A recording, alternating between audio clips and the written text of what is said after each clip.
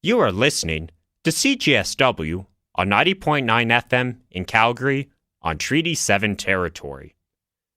Today, in honor of her 80th birthday this year, we'll be looking at Joni Mitchell. The date is July 24th, 2022. After several years of almost no live performances, fans were treated to a surprise performance by the one and only Joni Mitchell. After suffering an aneurysm in 2015, there was uncertainty whether she would be able to perform again. But, with the help of singer Brandi Carlile, Joni defied expectations with this momentous occasion, accompanied by musicians like Carlile, Winona Judd, and Marcus Mumford. As CTV News describes, she performed her classic songs such as A Case of You, Both Sides Now, and The Circle Game. On top of that, Carlile later stated that Joni left the Newport stage with the itch to perform again. As a fan of Joni Mitchell myself, I was more than pleasantly surprised to see her return on stage. I personally remember the news dominating social media, with people of all ages celebrating her triumphant return. To be sure, Joni Mitchell has always been a popular artist, and she already established herself as one of history's greatest songwriters decades ago. But it's remarkable how she's only gotten more popular over the years, finding a new audience among millennials and Gen Z. Rolling Stone mentions modern artists like Harry Styles and Taylor Swift as being influenced by Joni's music, representing a new generation of fans. Why is this? It could be because of her timeless songwriting. Her brutally honest view of love and heartbreak are just as relevant now as they were back in the day. It could also be because, along with other women at the time like Aretha Franklin, she brought down gender barriers in the music world and inspired aspiring female artists. She had significant creative control over her music, even serving as a producer for many of her best-known albums. It could also be because, quite simply, she was a great songwriter with a beautiful voice, with a nice touch on the guitar, piano, and even the Appalachian dulcimer. On Historical Figures, Icons, and Others, we'll discuss Joni Mitchell's life and career, while also exploring her best-known songs and how they influenced scores of musicians then and now.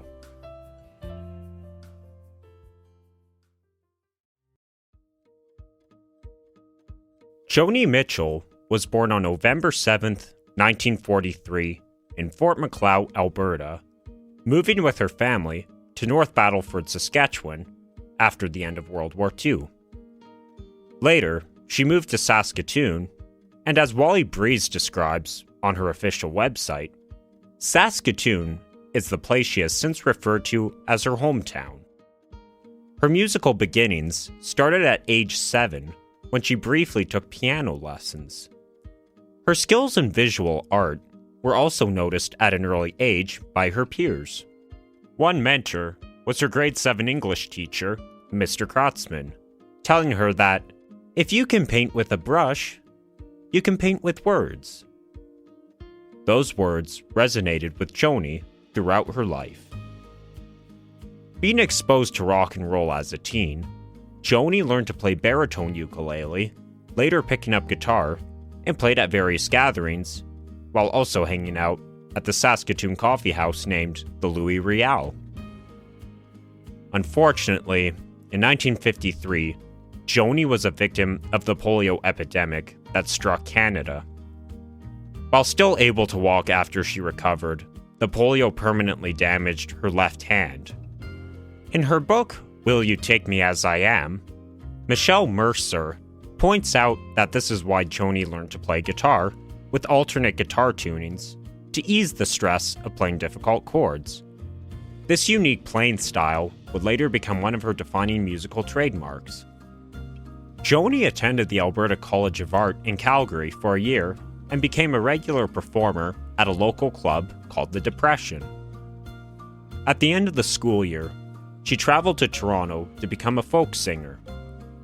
However, Breeze mentions she struggled to get into the music business in Toronto, and worked at various department stores throughout the remainder of 1964, including Simpson's Sears.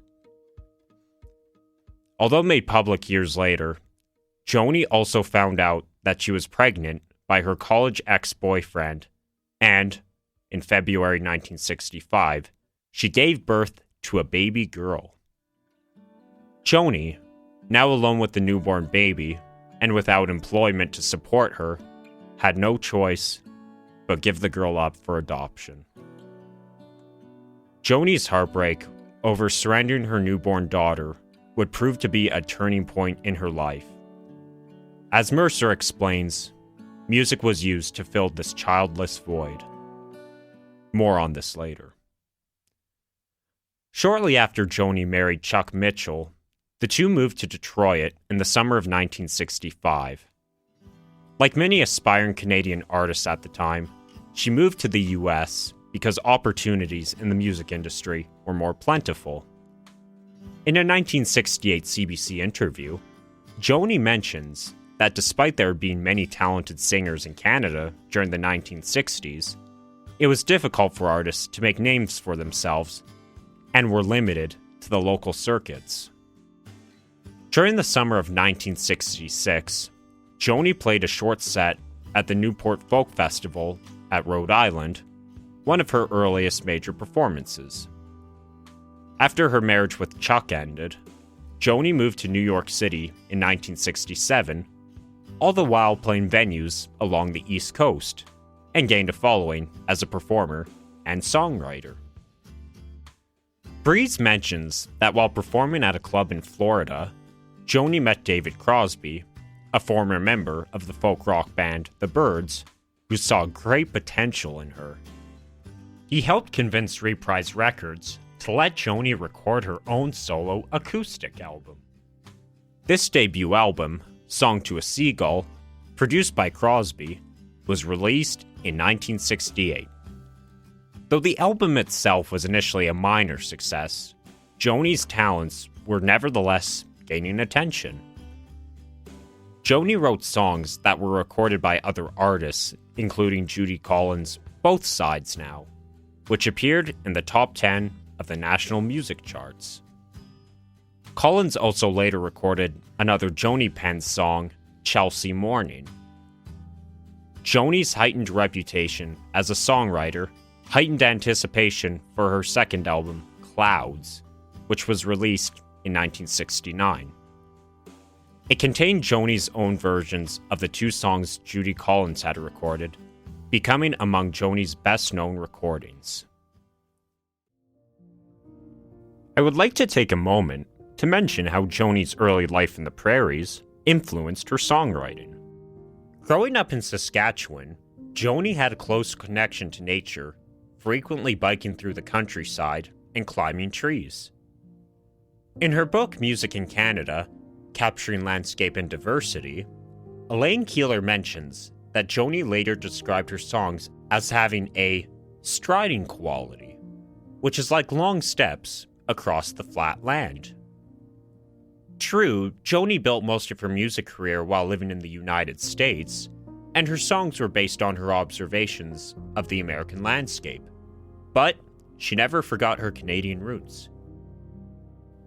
One early song of Joni's, Urge for Going, was originally inspired by a nerve-wracking debut performance at the 1965 Mariposa Folk Festival in Ontario, according to Mercer. However, it uses imagery from the prairie winter landscape, referring to the meadow grass turning brown, the harsh prairie winds, and geese flying south before the snowfall. He got the urge for going when the meadow grass was turning brown and summertime was falling down and winter was closing in. In the case of her album Clouds, her classic song Both Sides Now uses the sky and clouds as metaphors, which Mercer believes was inspired by the open spaces and skies of Saskatchewan. I've looked at clouds from both sides now, from up and down, and still somehow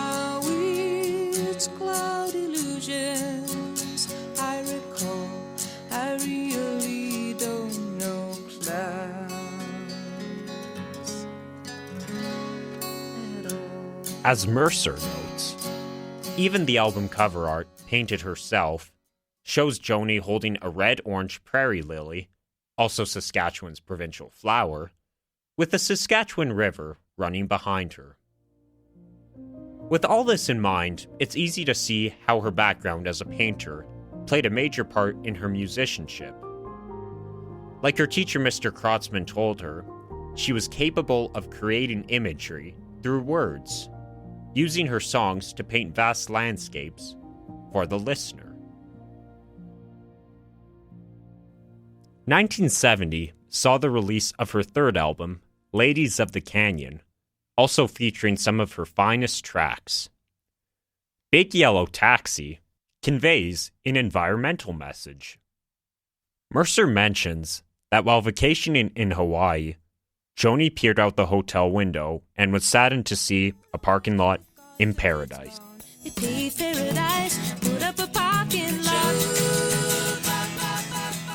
As Rolling Stone mentions, Woodstock was inspired by the 1969 music festival, which Joni herself was invited to, but did not attend. Her co-manager insisted that she stay in New York City to ensure that she did not miss her TV appearance on The Dick Cavett Show. However, her partner at the time, Graham Nash, performed at Woodstock with Crosby, Stills, Nash and Young, who also famously covered the song. But where their version was far more rockier and upbeat, Joni's version of Woodstock was more haunting and stark. All that is heard is Joni playing electric piano, along with her singing. She also overdubbed her voice to serve as harmony vocals, having a choir-like quality. In her book, The Creative Odyssey of Joni Mitchell, Catherine Monk points out the line, "Getting back to the garden," referred to rediscovering the lost innocence of Adam and Eve, who were expelled from the Garden of Eden after eating the forbidden fruit.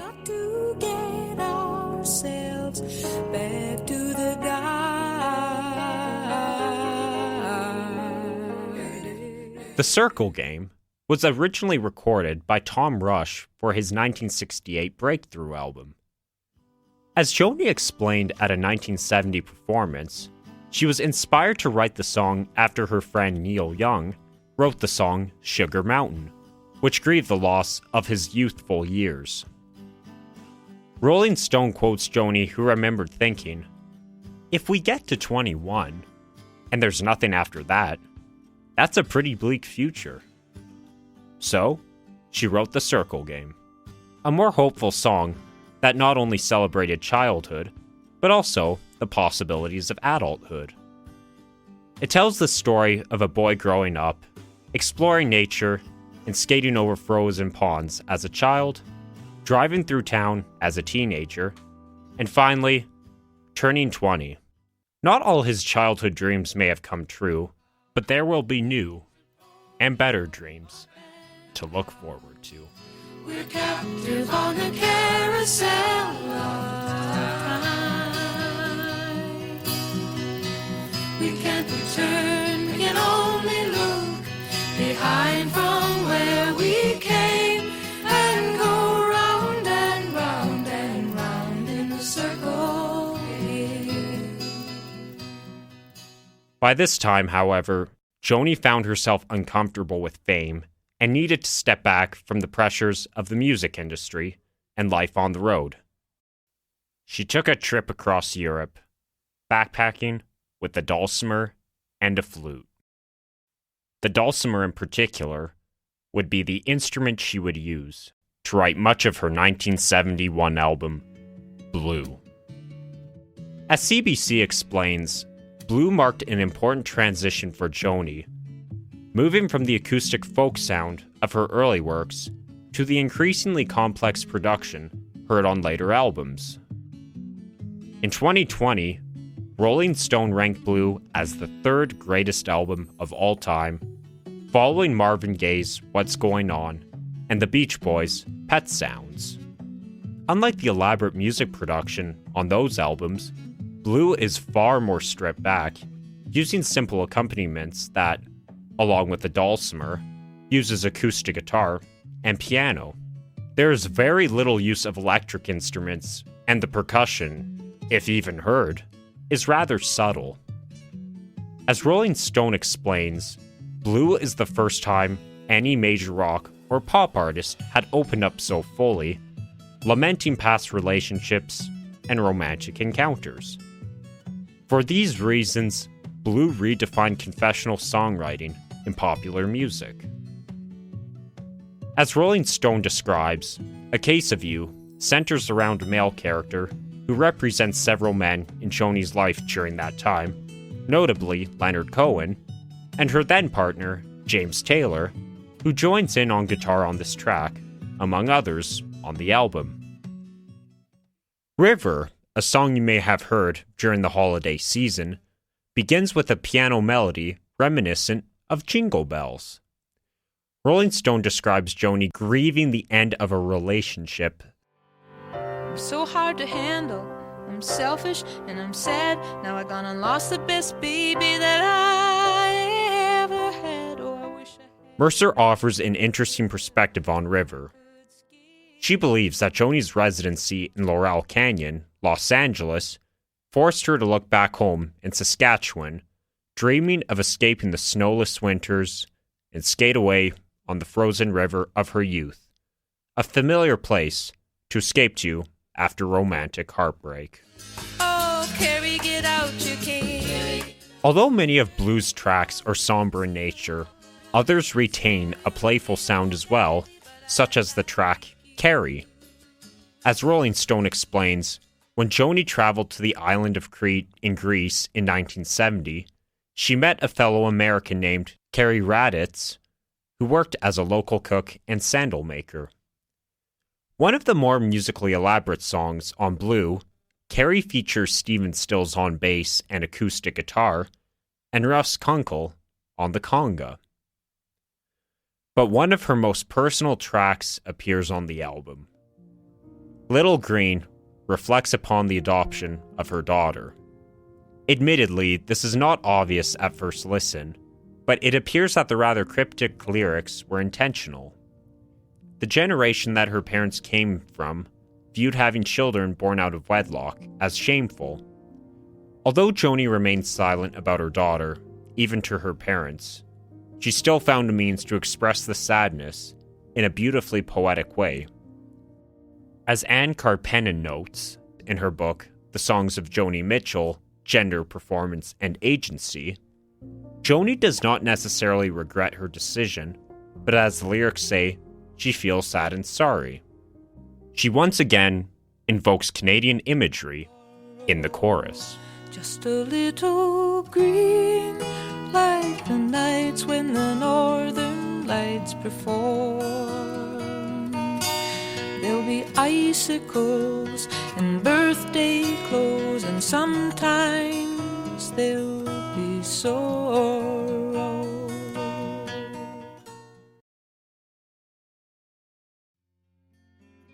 When reflecting upon the album in 1979, Joni told Rolling Stone, "There's hardly a dishonest note in the vocals."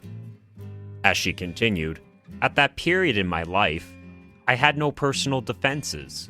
I felt like a cellophane wrapper on a pack of cigarettes.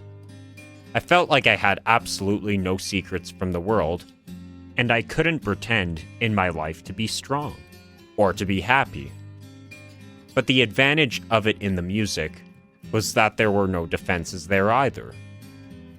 It's for these reasons that Blue stands out as Joni's masterpiece." Just as a side note, I highly recommend this album if you haven't checked it out yet. With Blue proving to be a success, Joni decided to return to the stage, including a US tour in the spring and some European performances in the summer. Her next album, For the Roses, was released in October 1972 and was an immediate success, containing the hit song, You Turn Me On, I'm a Radio. According to Mercer, the tune was a jab at Asylum Records, who had requested that Joni produce a radio-friendly single. Ironically, it was Joni's first top 40 hit, reaching 25 on the music charts. The album was also Joni's first to feature orchestral arrangements. Although working with backing musicians helped expand Joni's musical scope, it was not without some difficulties. Karppinen quotes Joni from a 1996 interview. She stated that the backing musicians were forcing their own musical style upon her music without fully examining what type of song they were playing to. She would try to tell them how to play. In her words, they would say, "Isn't that cute?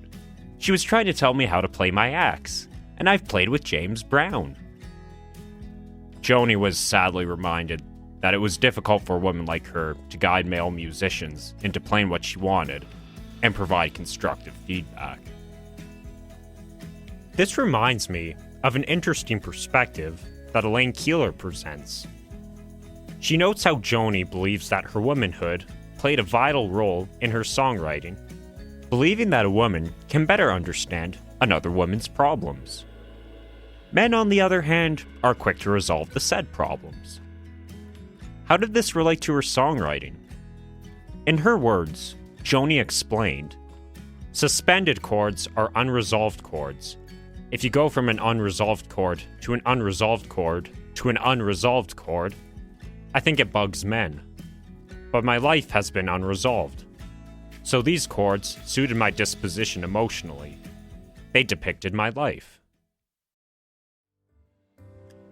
Incorporating unconventional rhythms from jazz and rock into her folk pop music, Joni released the album Court and Spark in 1974, becoming one of her most influential albums. As Breeze explains, she had met multi-instrumentalist Tommy Scott in 1972 and recruited him to play woodwinds on For the Roses. She once again called upon his talents for the recording of Court and Spark, also featuring his band, the LA Express. The single Raised on Robbery was released in December 1973, surprising listeners with a completely different sound driven by electric guitar. Although Mercer notes that the album was a step away from the stripped-back and intimate acoustic styles of her previous works, the autobiographical element of her songwriting remains present. In March, the single Help Me became her only top 10 hit. As Rolling Stone notes, the song laments a romantic couple who are equally uncertain about settling down.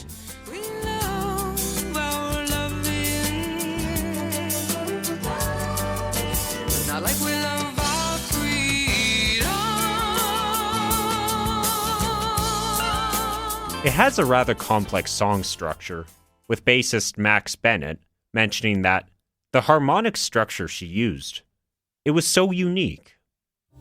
Later that same year, Joni released the live album Miles of Aisles, shortly followed by her next studio work, The Hissing of the Summer Lawns, in 1975.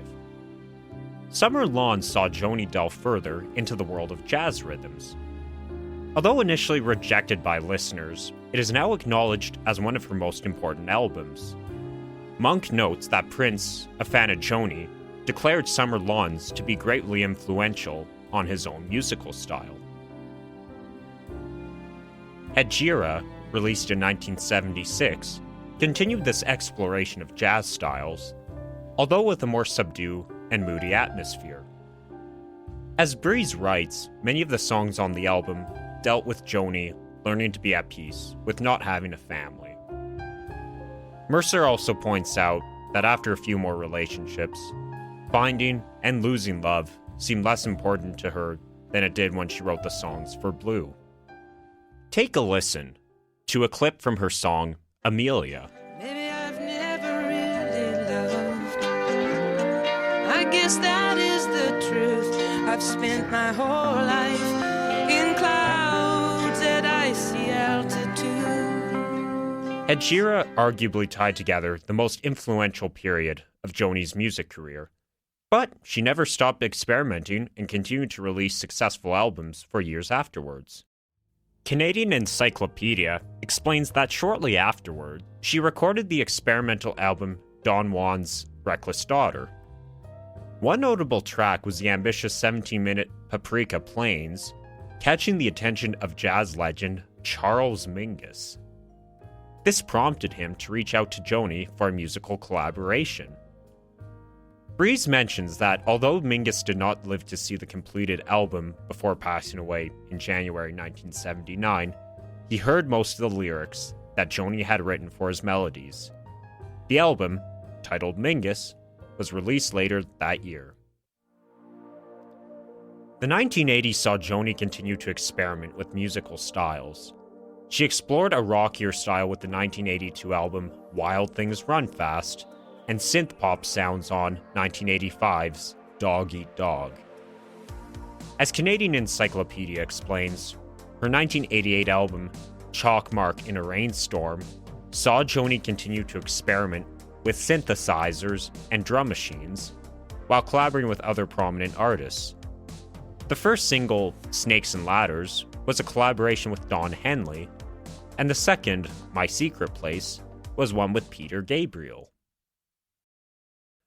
The 1990s was seen by many as a return to form for Joni, as she returned to her acoustic folk roots. The 1994 album Turbulent Indigo won 2 Grammy Awards. She also oversaw the release of 2 compilation albums in 1996, one titled Hits, the other Misses. All this time, Joni never stopped pursuing painting and visual art. In 1979, she released a coffee table book of paintings and drawings.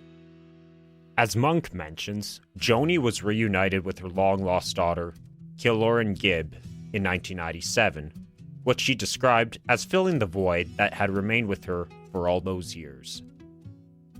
Canadian Encyclopedia mentions the new millennium saw Joni looking back at her early days as an artist, which included reworking some of her classic songs. She released Both Sides Now in 2000, a collection of love songs from the 1920s to the 1970s, and new versions of Both Sides Now and A Case of You. She continued in this vein with 2003's Travelogue, featuring rearrangements of songs from 1966 to 1994, presented in jazz-infused orchestral atmospheres. Despite recent health issues, Joni Mitchell's passion for art and music only continues.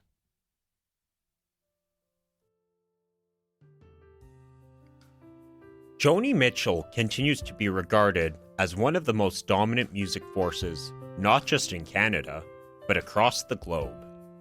Considered to be among the greatest songwriters, her lyrics were rooted in her Canadian upbringing, while also reflecting the American landscape that she also saw. As a painter, she provided rich imagery with her words, often accompanied by her unique guitar playing. Her songs about love were not just simple love songs. For instance, the songs Off Blue painted a brutally honest picture of romantic heartbreak, a style that inspired generations of songwriters. Her fusion of jazz and folk that emerged during the 1970s also proved influential. Joni's music was not only a breath of fresh air for female artists, but musicians from all walks of life. If you're not as familiar with her music, I urge you to explore the songs I mentioned, and any others that I didn't. Joni Mitchell's music is the type I find myself returning to time and time again, because I often discover something new about her songs. And for me personally, I think this is one of the highest honors you can give to any great songwriter, like Joni Mitchell.